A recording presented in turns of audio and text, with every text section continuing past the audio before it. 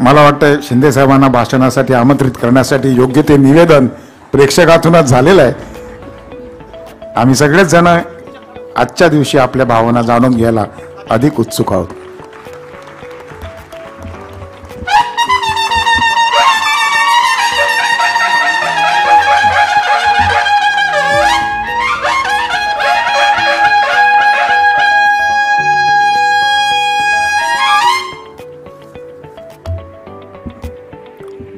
छत्रपती शिवाजी महाराज की जय. भवानी.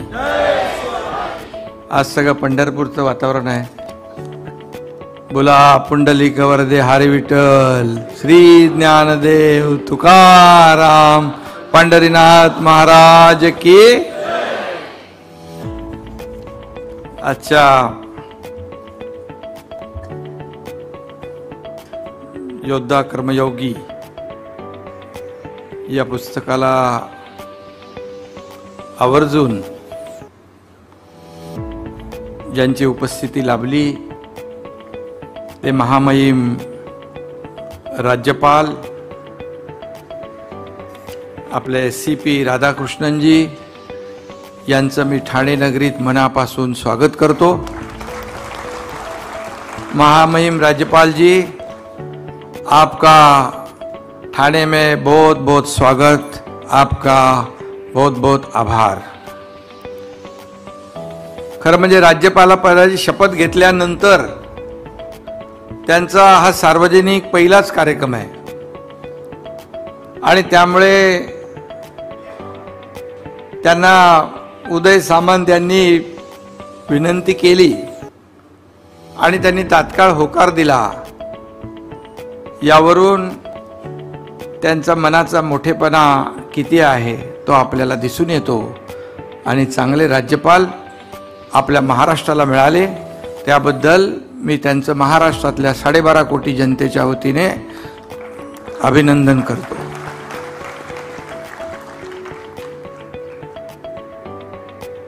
आपले लोकप्रिय उपमुख्यमंत्री देवेंद्रजी आहेत, आपले दुसरे उपमुख्यमंत्री अजितदादा आहेत, नीलमताई आहेत, शंकरबाबा आहेत, मधु मंगेशजी आहेत, सर्व माझे मंत्रिमंडळातील सहकारी आहेत, व्यासपीठावरील सर्व सन्मान्य मान्यवर, कोकण मराठी साहित्य परिषद, शारदा एज्युकेशन सोसायटी आणि ग्रंथालय प्रकाशन यांचंही मनापासून मी अभिनंदन करतो. खरं म्हणजे सुरेश हिंगलापूरकर आणि डॉक्टर प्रदीप ढवळ, डॉक्टर अरुंधती भालेराव आणि सर्व त्यांचे सहकारी यांचं मनापासून मी अभिनंदन करतो. खरं म्हणजे ढवळ सर 2 वर्षापासून, मला वाटतं मुख्यमंत्री व्हायच्या अगोदरपासून ते प्रकाशन करायचं म्हणून सातत्याने सांगत होते. मी सांगत होतो, म्हणत होतो ठीक आहे करूया, आपण करूया. शेवटी एवढी मेहनत केल्यानंतर त्यांना नाही म्हणणं देखील माझ्यासारख्या कार्यकर्त्याच्या जीवावर आलं होतं. आणि मग उदय सामंत यांना जबाबदारी दिली. मग त्यांनी आमच्या घरात श्रीकांतच्या आईला मग ते मध्ये घेतलं आणि मग एकीकडून सगळीकडूनच एक दबाव तंत्र आणण्याचा गमतीने मी म्हणतोय. पण खरं म्हणजे मी अनेक पुस्तकांची प्रकाशनं केली, अनेक कार्यक्रमाला उपस्थित राहतो मी. हा क्षण माझ्यासाठी निश्चितच आनंदाचा आहे आणि ठाण्यात होतोय हा कार्यक्रम याचाही मला आनंद आहे. पण माझ्यावर तो हा म्हणजे पुस्तक जे लिहिलंय त्या प्रकाशनाचा हा कार्यक्रम आहे. त्यामुळे अनेक कार्यक्रम आणि हा कार्यक्रम याच्यात थोडा फरक आहे आणि याच्यात मला भाषण करणं देखील थोडं अवघडून टाकणार आहे. खरं म्हणजे माझ्या जीवनावर किंवा जीवन प्रवासावर पुस्तक लिहावं एवढं कोणतंही ग्रेट काम मी केलेलं नाही, हे मी नम्रपणे या ठिकाणी सांगू इच्छितो. मी केलेल्या संघर्षाचं, भोगलेल्या दुःखाचं, केलेल्या कामाचं उदात्तीकरण करावं असं मुळात मला वाटत नाही आणि मला ते आवडतही नाही. माझा सुरुवातीपासून याला नकार होता. खरं म्हणजे आजही माझं तेच आहे. पण हे सगळे लोक आल्यानंतर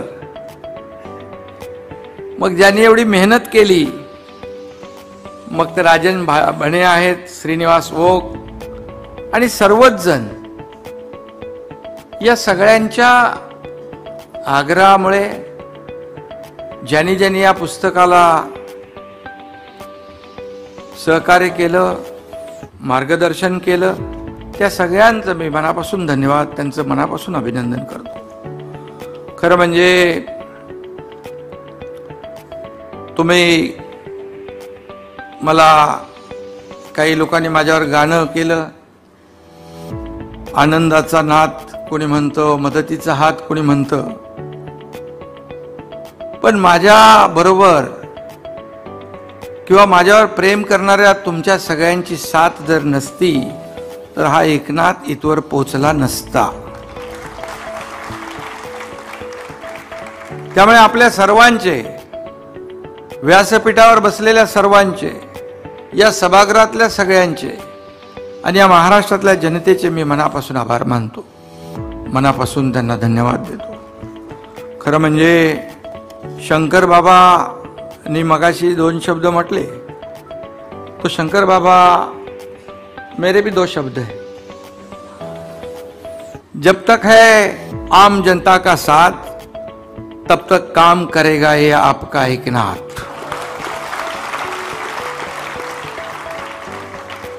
मैंने भी आपकी बहुत स्टोरी पढ़ी है, तुमची माहिती मी घेतली आहे खूप. अगदी काही नसताना गरिबांसाठी काम करणं आणि त्यामुळे सरकारने तुमची शिफारस केली आणि आदरणीय प्रधानमंत्री महोदयांनी तुम्हाला पद्मश्री दिलं, ही देखील मोठी गोष्ट आहे. आणि हेही मी सांगतो, चाहे रास्ते में आ जाए कितने कांटे या कंकर, मेरे पीछे खड़े रहेंगे आप जैसे कई शंकर. दादा थोडं मी पण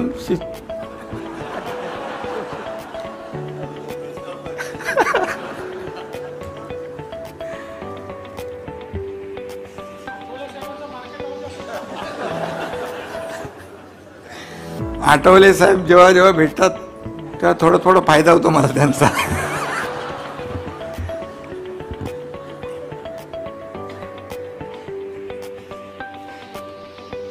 आणि खरं म्हणजे मी नम्रपणे या ठिकाणी सांगतो की आजवर जे काय आहे ते श्रेय माझं एकट्याचं नाही आहे. अनेक लोकांनी माझ्यावर प्रेम केलं, माझ्यावर माझ्या कार्यकर्त्यांनी जीवापाड माझ्यासाठी, संघटनेसाठी मेहनत केली. 100% निष्ठा आणि 200% विश्वास माझ्यावर ठेवला. त्याचमुळे हे सगळं इथपर्यंत ही आपल्याला जे काही प्रवास करता आला त्यामध्ये खूप माझे सहकारी आहेत. सत्तेचा आणि संघटनेचा वापर सर्वसामान्यांच्या हितासाठी झाला पाहिजे, गोरगरिबांच्या कल्याणासाठी झाला पाहिजे.